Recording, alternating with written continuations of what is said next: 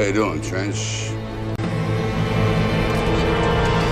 I'm back. If you're a sincere seeker of truth, check that. It's very clear to you and to every single very advanced student and specialist that the standard narrative has holes in it. That's what I'm going to say. The standard narrative does not answer some very pressing questions. That the standard narrative has holes in it. That's what I'm going to say. The standard narrative does not answer some very pressing questions. That the standard narrative has holes in it. That the standard narrative has holes in it. That the standard narrative has holes in it, has holes in it, has holes in it, has holes in it. He received some comments under his video. Of course, in that time, Mohammed Hijab was quite happy because he didn't even put that part of the video. As the comments were simply expressing how it is causing Muslims to have doubt in their faith. As the comments were causing problems in Ummah, what happened was, miracle happens, of course. Yasir Qadi simply hides the comment part of comments from his YouTube channel. That means you cannot see the comments.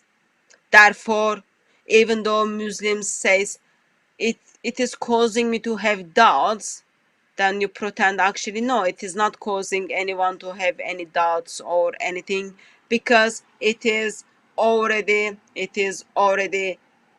caused people to have doubts. Therefore, all you do is you just pretend it never happened.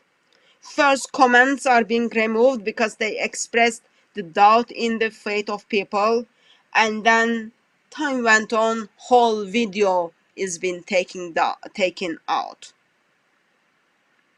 And we've been asking Muslim missionaries at Speakers Corner regarding this, simply taking a blank mushaf and ask Muslims to write something down.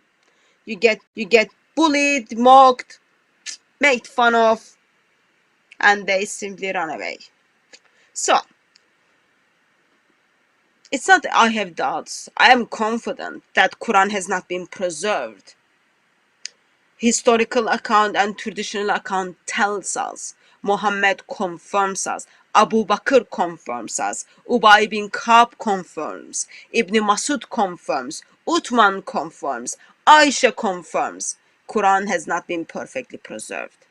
Tradition and history tells me, and I'm very confident. I've got like zero doubt. I've got zero doubt on that. But Muslims are expressing their doubts. Muslims are expressing their doubts regarding preservation of the Quran.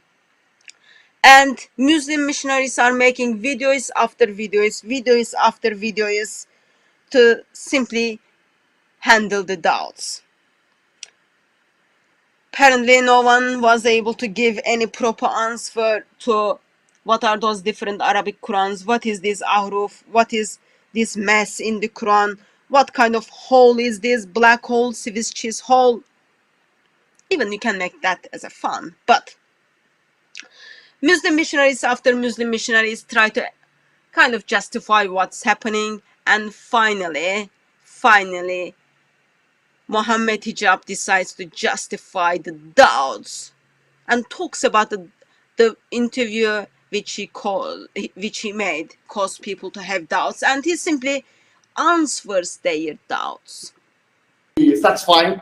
But then you have Muslims say, I've got doubts, I don't know, and this can't be quiet. Have some guts, be a man. Stop being the slave of the Orientalists. Come on, it's an inferiority complex. Why, man? This is embarrassment. Wallahi, some people have been calling me and giving me some emails. Brother, I have doubts. What doubts, man? What embarrassment is that? Why you have doubts? Why? What? What's the problem? I don't understand. Why you have doubts? What kind of man are you anyway? Huh? What kind of woman are you? What kind of Muslim are you? What kind of Muslim are you? Let's be honest about the situation. Putting doubts in that one's heart and that one's mind and this one's soul. Be quiet, man. This is all in our tradition. Don't have doubts, brother. I've been getting emails and text message and this and that after the podcast. What? I was just why? Why? Oh, holes in there. He means holes. He doesn't mean holes. He wouldn't mean holes in this narrative.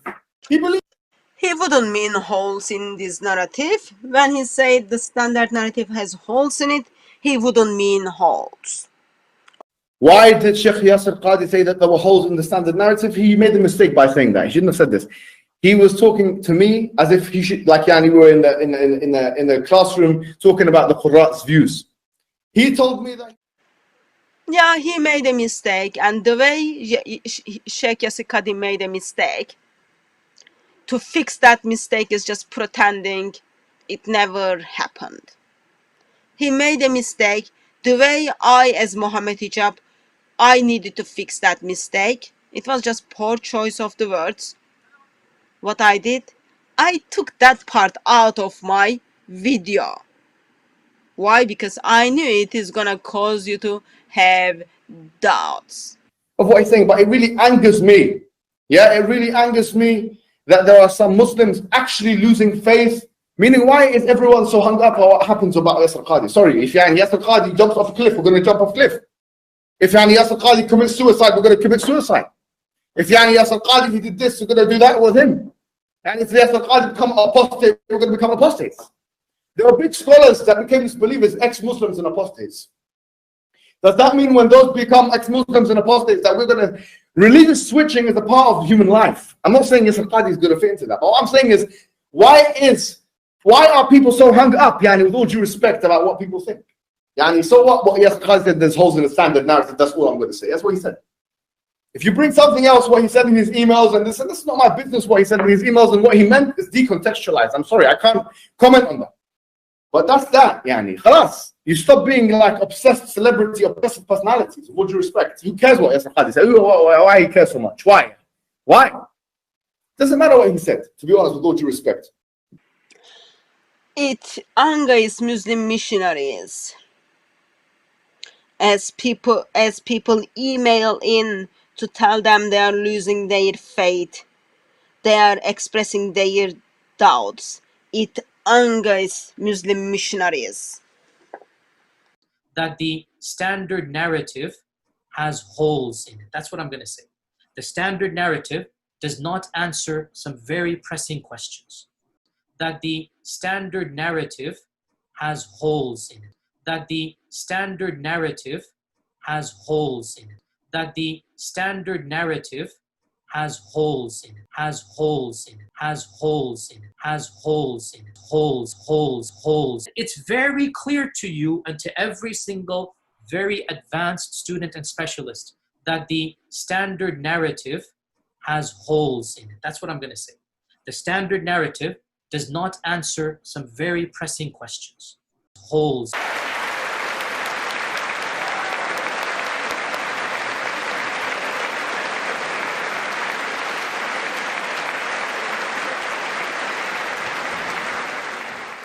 Anyways, I'm done. I'll be back. Surprise.